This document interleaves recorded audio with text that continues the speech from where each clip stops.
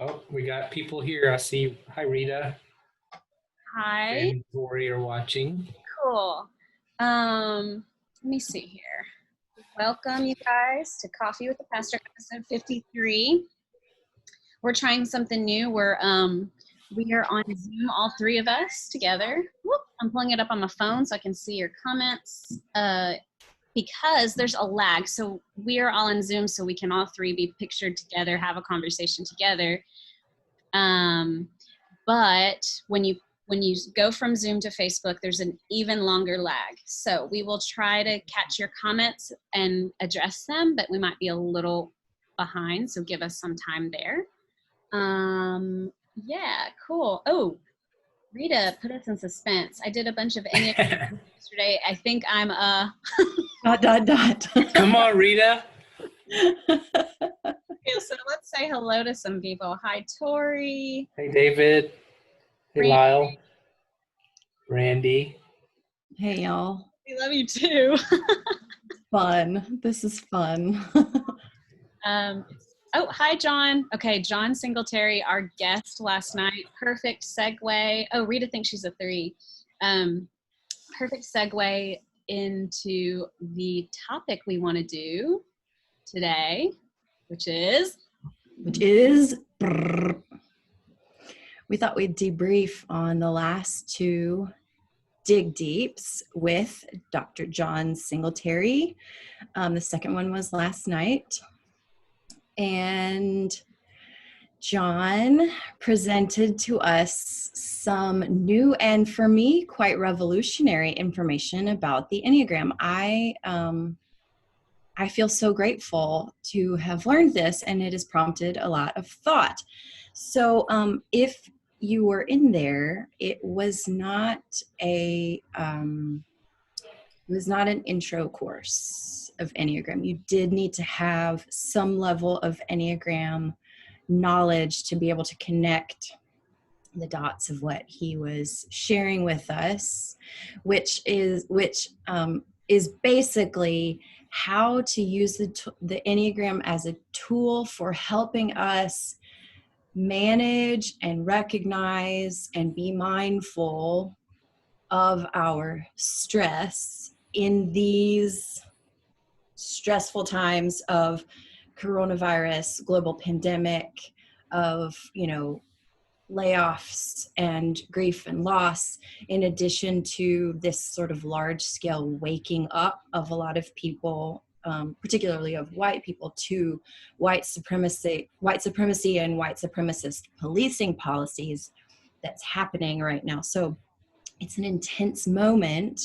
So we were trying to, with the help of the very generous and very kind Dr. Singletary, help us to have some tools so that we can come out of this emotionally and mentally and spiritually healthy, hopefully, even though I still maintain that we're all going to have some level of PTSD by the end of it. Yeah. And let me pause there to say real quick that we are uploading these webinars so far onto YouTube. The one from last week is on our YouTube channel. The one from last night is not yet, but will be probably by Monday. So you can catch up on these, especially if you want a deeper dive into the Enneagram. Did you have a comment, Matt? I'm just waiting kind of for some direction from you. Well, I loved it. And so one of the challenges of us having this discussion now is that we recognize that not everybody who's on this Coffee with a Pastor is up with Enneagram lingo. But basically, if you are, so one of the things, crap, I left my notebook downstairs. I might have to run down and go get it. Hi, Clark. I think I will. But basically, Michelle. he was helping us to observe ourselves and be mindful. And so the Enneagram is a tool for self-reflection and self-observation and mindfulness about ourselves and how we're behaving and relating to the world. And I think we got just a deeper, more holistic view of that. And one thing that has come up in our discussions a lot is that some people tend to feel sort of boxed in by the Enneagram, or that the Enneagram is some sort of tool for controlling people. But I don't think that's true. And I think Dr. Singletary made it clear that he doesn't think that's true either. And one of the metaphors that helps me when I think about the Enneagram is, think of it this way. If we look around at the world and we notice, okay, well, there are some organisms and there are some organisms and there are some organisms. And oh, okay, well, we observe those ones and we decide that those are mammals and those are birds and those are insects and those are fungi and all the different kinds, that us saying that those are mammals and birds and fungi and insects is not us trying to control those, but it's a system of observation, of us helping us observe those creatures. And I think in a similar way, the Enneagram helps us to observe ourselves and how we do in times of stress. Yeah. With that said, I'm running to go get my notebook. Okay, and I want to make the acknowledgement, which Fran's going to miss, so I'm sure she'll have comments on it.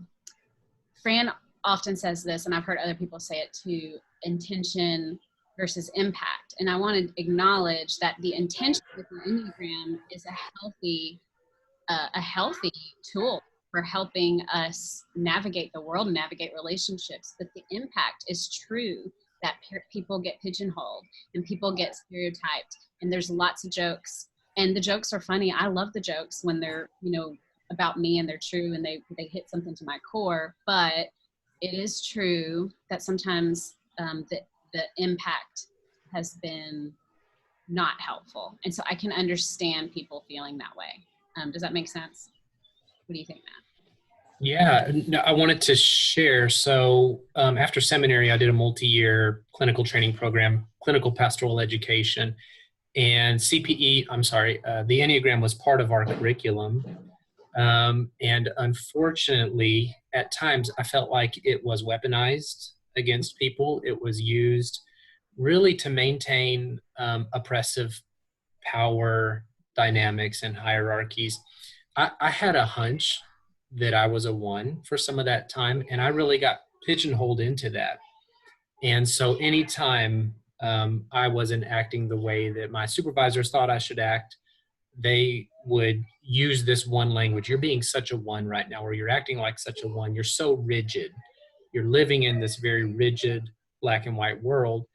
And there's probably some truth to that. But when I left CPE, I did more of this Enneagram work through our community and otherwise, I realized, my God, I think I'm more of a 9.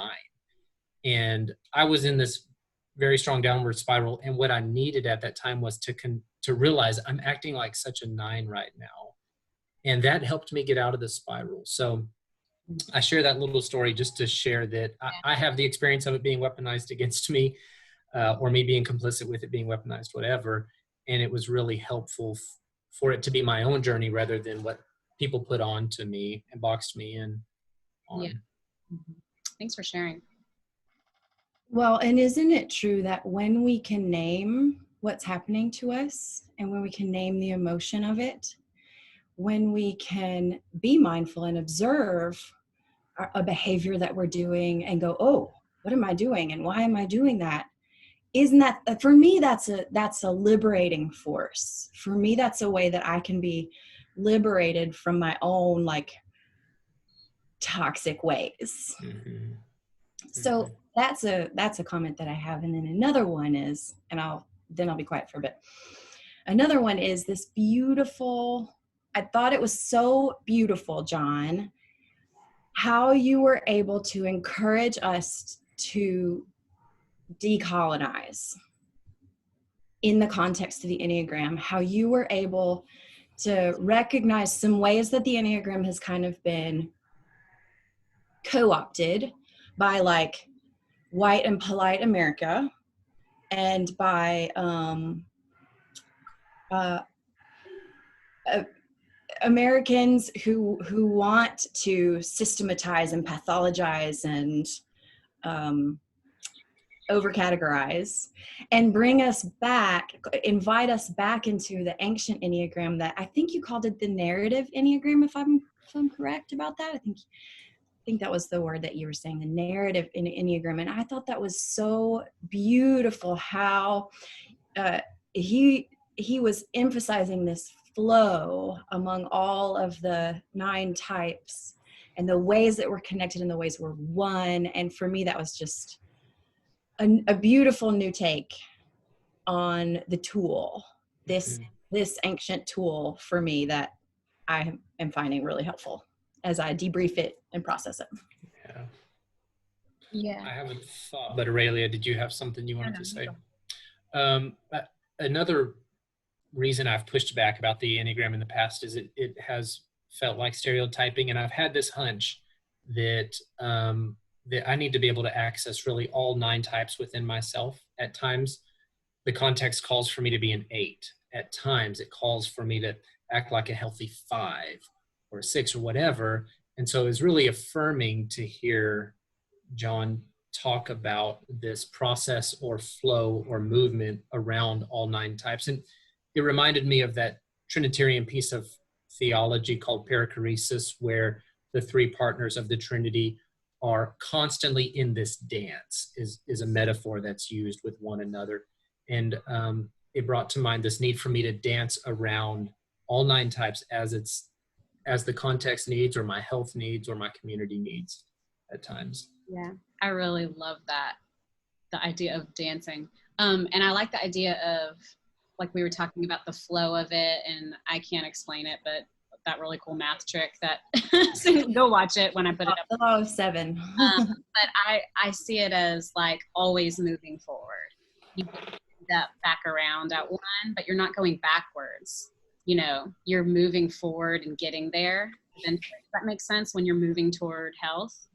And so seeing the positive strengths that all the numbers are connected to can be for you, and then realizing through that good health that you're connected to all of them. And it's such a metaphor for our oneness as creation. But I just wanted to stress the liberation part for me as well, so that if you're new to the Enneagram, you might consider looking into it deeper, because for me, it wasn't like finding a place that boxed me in or whatever, but it really was, like Fran said, a place, it was finding a tool for liberation. Because like for me, I'm a 6, I identify as a 6, and my motivating, kind of one of my driving motivating force in life is fear and the need for security. And I think I always knew that about myself, but when I learned about the Enneagram and really dug into it, I realized how much having this awareness could help me cope with anxiety, like actual legitimate anxiety that is crippling and debilitating, and that keeps me from really living into my good health, and I just get stuck into it. And so learning about the Enneagram for me was like, wow, this is giving me tools to actually cope with this mental health issue that has been such a part of my life and held me back from so much. And so I can't stress enough that tool. It's a helpful tool. You know, it's not like something you have to use for everything or use for other people, but it can be a tool to help you navigate life. Yeah. I have a question maybe you two can help me out on, or the comments can help me out on. This is a bit risky.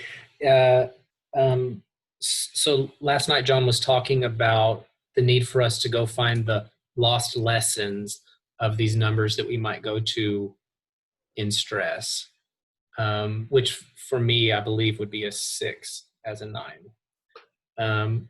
What are your thoughts on the lost lessons of those numbers? I'll put you on the spot.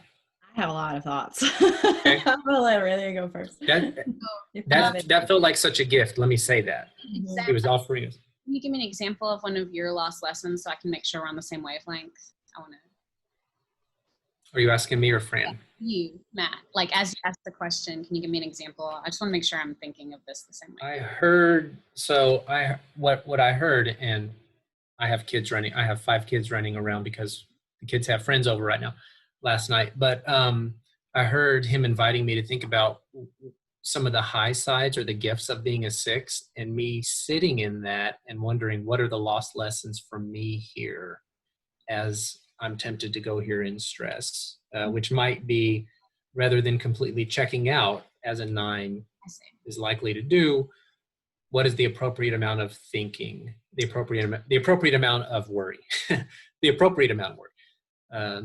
So John just added a comment on he may be clarifying what I'm saying. Y'all are amazing. Thank you. I'm trying to find the diversity of Enneagram traditions. The narrative tradition is one to the predominant one, as opposed to the predominant one. Love the idea of dancing. I have an Ennea labyrinth I'll bring down time. Oh, that's really cool. Yeah. I love labyrinths.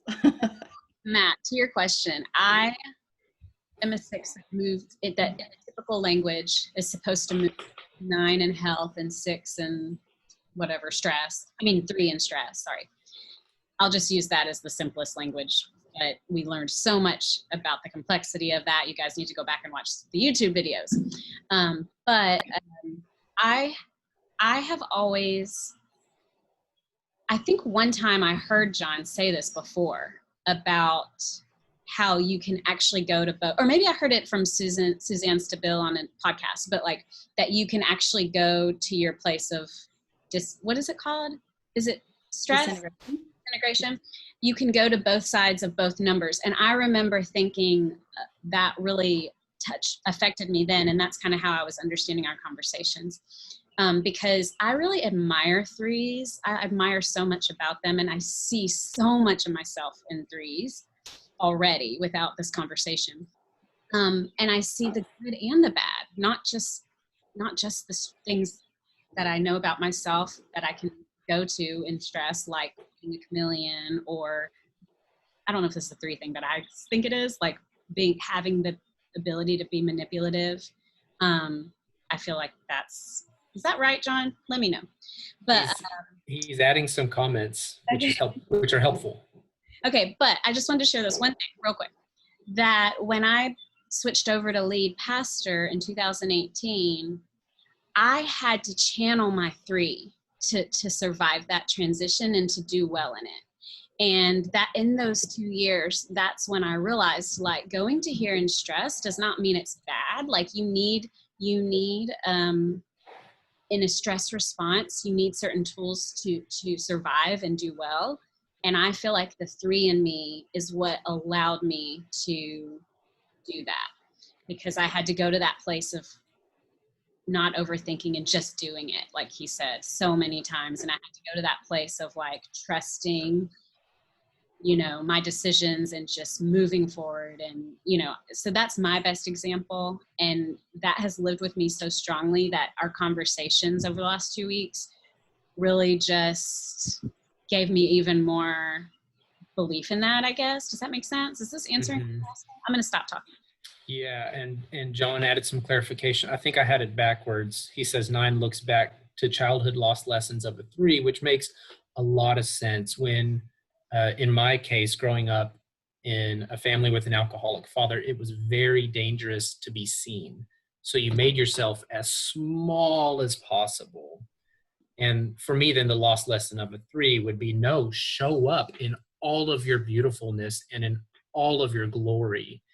And that's something that I intentionally have to do, because I don't know if Jon would say it's nature or nurture. This feels like nurture to me. I learned it. My therapist would say this was adaptive for me, to make myself small. And here now the Enneagram is inviting me, no, make yourself big. Oh, okay. He's preaching now. I went to the wrong number. Sorry. I went to the wrong number about the lost lessons. So just take that tidbit for what it was worth, but maybe Fran can clear some of this up. Yeah. We've been talking so much. Sorry, Fran. No, I love it. I mean, I had what I think is a pretty interesting revelation for myself. So, as a 4, okay, in old language, before we learned from Dr. Singletary, old language, 4 disintegrates to 2. And I've always really resisted and that 2-ness and really judged it in myself. And there are several reasons why. One is patriarchy. One reason is because the patriarchy, I think, has almost weaponized characteristics of 2-ness against women and girls to say women are the ideal woman in like whatever fundamentalist evangelicalism looks like a 2, looks like servant oriented and quiet and others oriented, and you know that this is ideal woman is ideal 2-ness, and it's sort of, you know, the patriarchy has sort of gendered the 2 in a way that I would just resist. And but I can see myself going to the low side of 2 when stressful situations happen. But for me to be able to see the 2 in that positive and very holistic light is like Healing. I have to think about it more. And I also can recognize that because I've resisted it for so long, let me tell you the other reason that I resist it. The other reason is because it does take immense amounts of energy for me. Like it takes so much energy for me to be to the world.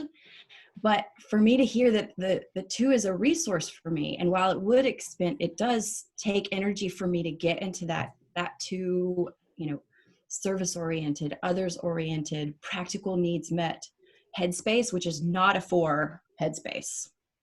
Now, it's not my natural place that I live, but that I have access to that, and that quite possibly in this moment in time in the world, with the world as it is in this moment, that for me to go to that 2, that practical, service oriented, others oriented, you know, thoughtfulness, that's so hard for me. But that could be a part of my prophetic witness in the world right now. Yeah. And you know what? Oh my gosh. Wait, can I say this? Or yeah, go ahead. Go for it. Fun fact, our head deacon of our church is a 2. And she has really risen. I mean, I'm not surprised. Yeah. She's really risen to this terrible occasion of this pandemic, and loved our people, like spearheaded loving our people so well. And hey, Heather. Teaching us how to do it, and we're realizing through this pandemic what's most important in our community, which is that care, and that the deacons are showing right now. And just, it's really highlighting, like you said, those ways of giving to the world. And it's our teacher right now. It's my teacher. So anyway, yeah, #deacon DoorDash. Yeah.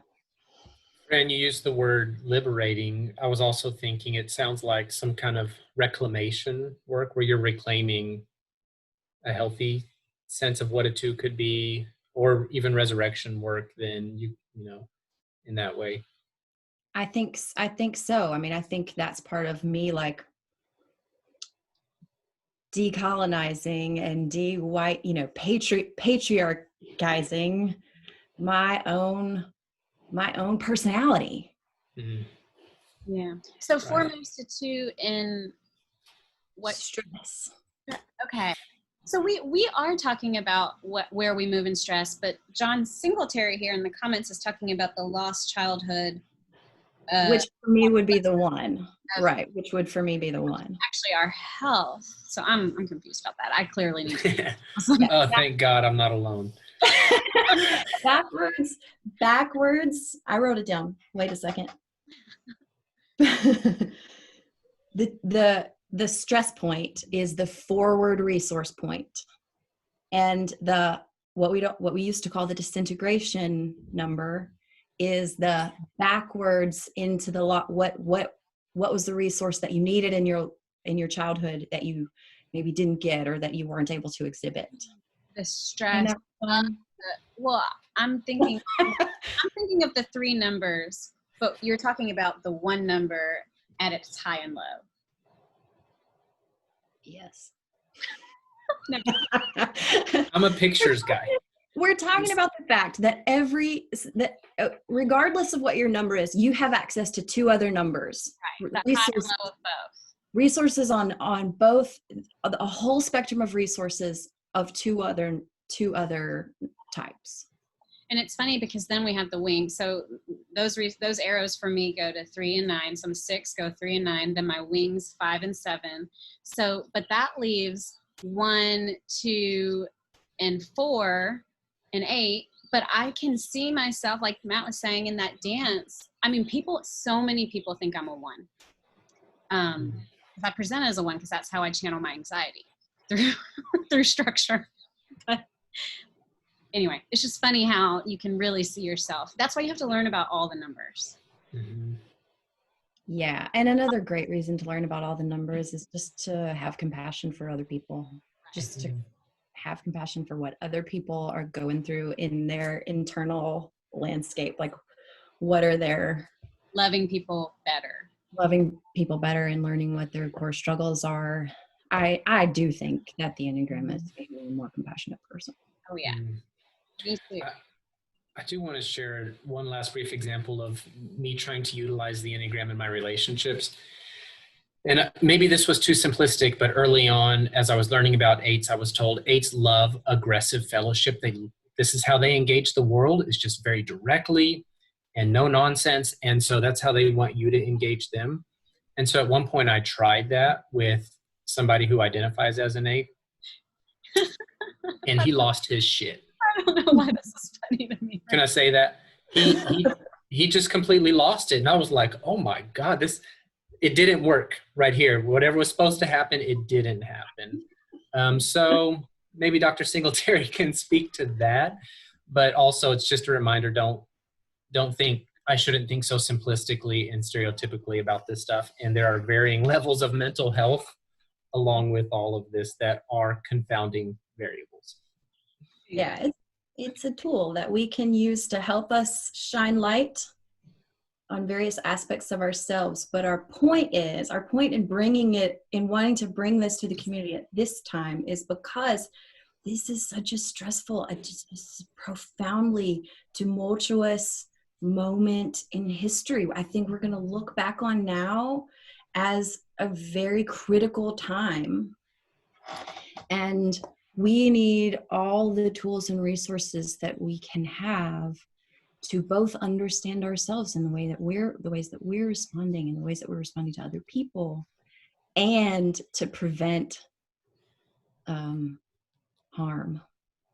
Oh man, John just made a comment that, sorry, I didn't see.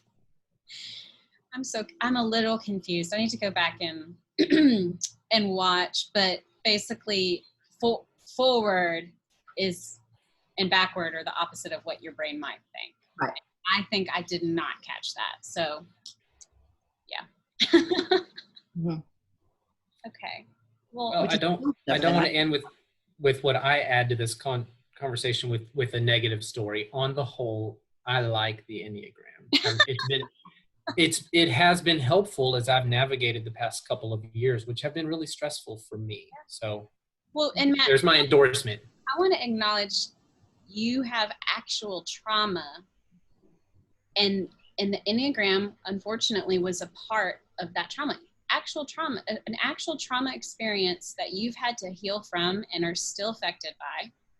And the Enneagram was a part of that experience. So yeah, you do not have to, that makes me sad, but. Sure.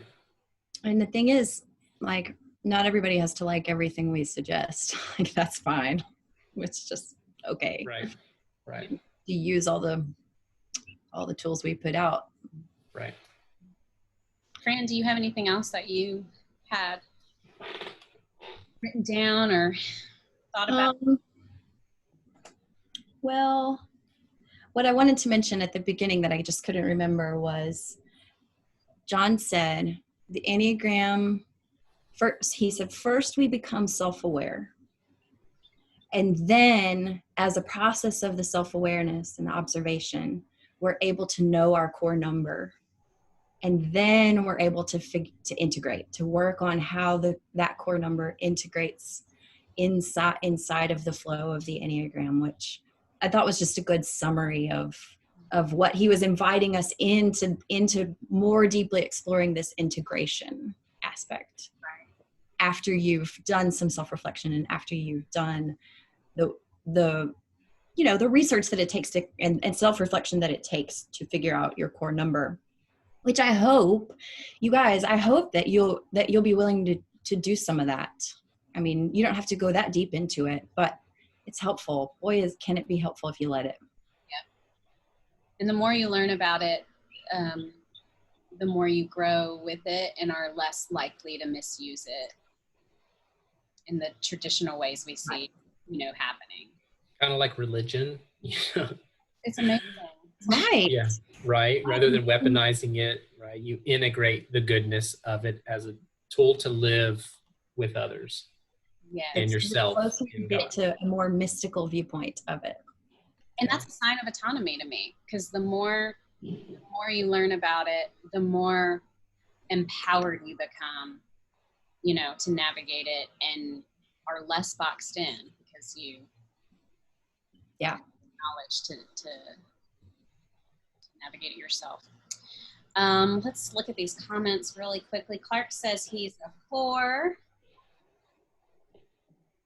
Tiffany says she thinks she's a 3 and she's got experience with other tendencies, doing that dance. Jordan said he spent part of last weekend meditating and imagining being all the numbers. Love that. Yeah. And Tori says it's more helpful as a tool in her marriage than just with herself right now, which is true. Relationship. And that the book that John recommended, The Path Between Us, is kind of focused on relationships with the Enneagram. So. Well, we hope that you guys like this format. We have often remarked among the three of us that we have really interesting conversations that the community doesn't always, hear or isn't privy to. But that could potentially be helpful. Right. Everything that we've planned, any series or whatever, has come out of some in-depth conversation. And we've talked about how we should record it. And one time Matt even recorded it without our permission. Yeah. He told us after. Would a 9 do that? I recorded this. No, but a 3 would. It was funny because I said something in that time that I needed for a sermon. And I was like, can you send me that recording? Because I can't remember what I said. So it worked out. Anyway, well, we want to do this again on Fridays as long as we can. Next week, we have our last dig deep of this little series. It is called Unlearning White Supremacy, COVID-19. I cannot stress enough to please sign up. It's going to be very, very helpful and a compassionate space that's also challenging. So sign up for that. And then next week, during coffee on Friday, we will process again together in this same format. So do you guys have any final words? I need to look and see how to even end this. Yeah, Jon Singletary just said, thanks for sharing and thanks for being invited. And I say, Jon, we're not releasing you out of this community. You're now part of it. And we expect you to continue to contribute. That's right. We're using this as a tool for control. Welcome. Just kidding. In other words, I would feel a sense of grief if your voice still wasn't contributing to this. It is such a gift. Thank you. Thanks, guys. And I'm going to end this stream now. I'm going to stop.